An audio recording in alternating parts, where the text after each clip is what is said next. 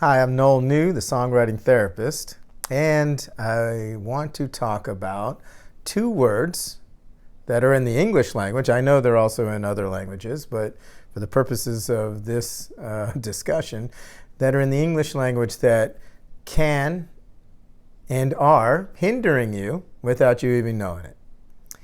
And the two words are should and but.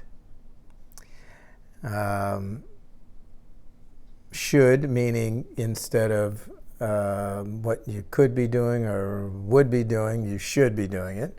But meaning instead of saying, and we're saying but. It's a conjunction. I like this story, but. So these two words I want to discuss in depth how they are hindering you from being completely free and fulfilled in your life, or at least closer to it. So let's start with should. Should is really, and I call it, the S word. It's really pushes against productivity in life. So what I mean by that is when we say, you know what, I really should have done that, or I just shouldn't have done that, or I really should, be more gregarious and happy, or I really shouldn't talk so much, or I should have learned. Every time I said this, I said the word should. It always had the connotation of guilt, shame, defeat, being wrong, being invalid, being bad. And here's the trick of it. It keeps us in that energy, and we do not move forward through it to correct it. If it's something we, quote unquote, need to or even want to correct or change or shift, right? And here's how it does it. So there's an old saying, and I think the original writer of this was a woman named Anais Nin, who wrote big time stories in the middle part of last century, but her one, and I'll paraphrase it because I get it wrong, but the one main piece of content that I've always taken is when the pain of moving. When the pain of staying in the same place becomes greater than the fear of moving forward, the subject moves forward. When the pain is too great. And her explanation was more of the flower blooming, and then and it's more poetic and artistic. But I don't want to digress, and I don't even know it to share that with you. But I will share with you when the pain of staying in the same place becomes too great, and it becomes more than the fear of moving forward, we move forward because it's just too much, and we move forward. So the term should nullifies, or not nullifies, but numbs the pain.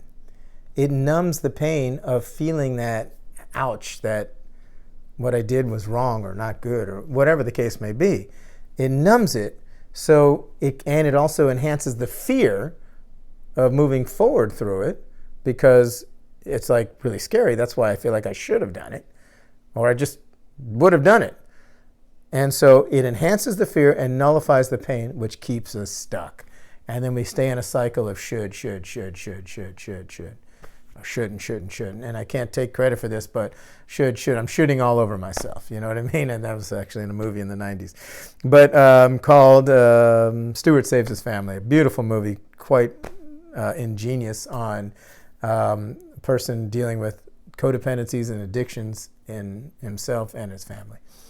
Really funny stuff. But anyways, so when we are in the act of should, we do not feel the pain as much. We numb it a little bit by knowing that we should do it. We're giving ourselves credit because we know it. And yet we're building the fear as well because it's like, oh, I should have, and I'm still, I'm uncomfortable with it. And by the way, when I say fear, most people think of like, terror. And sometimes it is that. But fear I'm talking about is the underlying fears. that just make me feel stuck, that I don't want to move forward in. And I talk about them in other places. My course coming out, there's different fears, underlying fears called blame, worry, judgment, resentment, all these disconcerted, disconnected fears that we're kind of stuck in. But we don't move forward with them when we just use the word should. So I always tell people, including let it begin with me, myself, change the should to I did, or I didn't, or I will, or I won't. Heck, even I could, or I can't. And, growing up, I was told, never use the word can't. Well, you know what? Sometimes I can't. Sometimes I can just do my best, and it's not as good as this, what I wanted to do or whatever. I couldn't do it. And that's okay, because there's an ouch there, right? There's an ouch. I did do it. I got to take responsibility if it's something wrong, right? I did it. Oh, ouch. Or I really couldn't do it. Oh, man, that feels bad. Or, I won't do it. Oh, that doesn't feel good either. Whatever these are, there's a little bit of discontented with those statements, which feel painful. So guess what? Now I'm willing to at least a little bit step closer to wanting to change that, because whatever fear is there, I feel this pain, this incongruency with who I am when I say I didn't, or I wouldn't, or I couldn't, or I will, or I won't, or I can, or I can't, or I'm just not. I'm staking my claim of where I'm at, my position, and I'm letting go of the I really should, or I shouldn't, I don't know, that discontented that just numbs the pain of it. I feel that, and I feel empowered, and I'll walk through the fear. And that's when change happens. So that's the example of moving your shoulds out and then just owning it. Did, didn't, could, couldn't, will, won't, whatever the case may be, own it so that you can feel that little bit of, or a lot of pain, discomfort that moves you through the fear of staying in the same position of homeostasis and making a change. Okay, so that should. But, now here comes but. And I don't mean but, because just as I said that, I even thought, as I said but, guess what? Once I say but, it wipes out everything before it. And I didn't even mean it in this case, but as soon as I say but, I just did it again, but. Everything's wiped out before it. It's a rationalization, so I can say, you know what? I really like the way you do this, but it doesn't matter that I like the way you do something. Now the focus is what I'm really trying to come across. The but took that away. So, or if I say self-talk, I really, really want to be able to follow my dreams, but I can't, well, I don't really want to follow my dreams, or I don't feel like I can, or it doesn't matter. The but does the same thing as the should, just totally discounted it, dismissed it, but the but will cut us off at our knees almost, and can't even move forward, because everything before the but is extinguished. So easy, simple, not easy, simple shift here, simple shift to do. Instead of but, and. Just put the word and in. I'm really happier here instead of that. I'm really happier here, but I'm really frustrated with you. Okay, well, yeah, you could say, well, it's both, but how about just using and? I'm really happier here, and I'm feeling frustrated. Nothing is invalidated. Nothing is distinguished. I have both. I can have both. It's a messy world. It's a messy life. We can have both. I really wanted to say this, but I wasn't able to because of well, now it's an excuse, and it doesn't matter that I really wanted to. I'm just going with the excuse. Here's the difference. I really wanted to be able to say this, and I was really having a tough time, and I wasn't able to. And I'm owning it. I'm feeling feelings about it. I'm still validating what I really wanted. So just changing that one in-between word from but to and. And a few years back, I had a young man, 18, 19 years old. And he was like, no, there's a space for but, and very intelligent, very intelligent. And we just kind of went at it, and I really appreciated his position on it. And then eventually he said, no, you're right. I mean, not that day. I think it was a few months or a while later.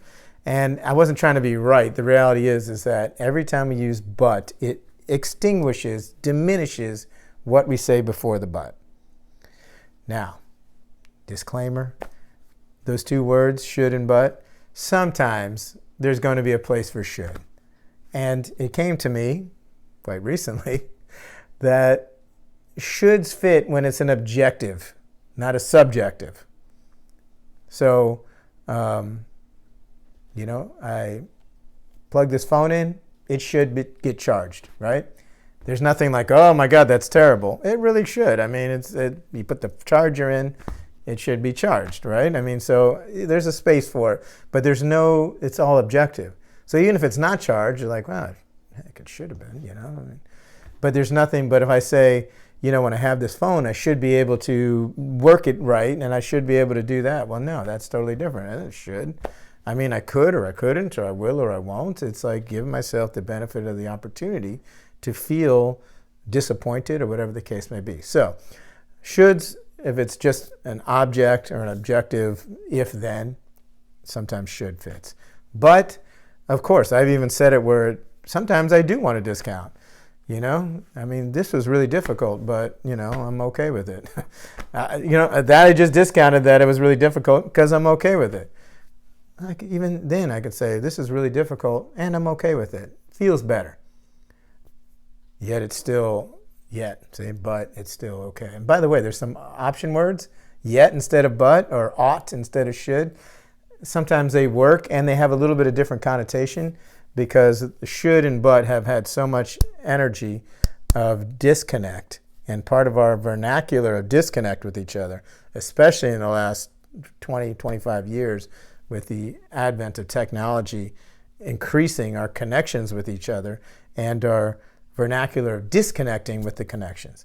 And so it's time to take a look at those words, release yourself from the shoulds, let go of the buts, bring in what you can or will or won't do or can't do, and feel that and walk through it, and bring in and, so that you can validate the whole experience of your life and really walk through and shift, how you live this life.